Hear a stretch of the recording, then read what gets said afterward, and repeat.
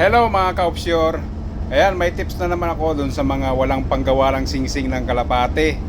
Pero hindi natin malalagyan natin ng pangalan or date or number.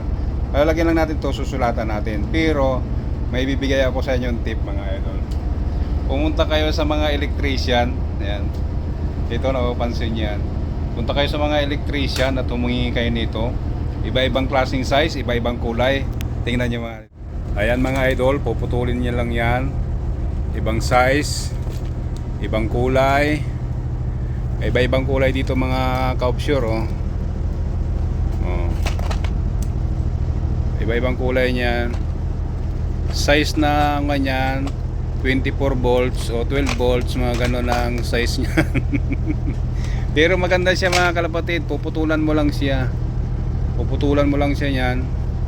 Pasok na pasok sa paa ng ating kalapati. Yan ang ginagamit ko dito sa offshore mga kalapatid.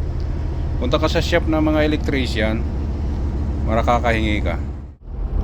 Ayan mga kalapatid, gumawa ako ulit ng singsing.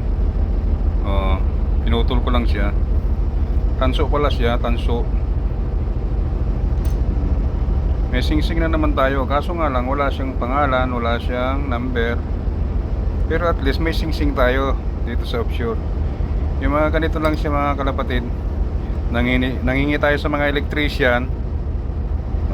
Puputulin lang natin dito. Dalawa na siya oh. Kung gusto mong mayroong siyang tanso sa loob, pag ito kasi malaki, ito sa loob may tanso. Ayan siya oh. Nangingi tayo dito sa electrician. Ang dami dito mga kalapatid.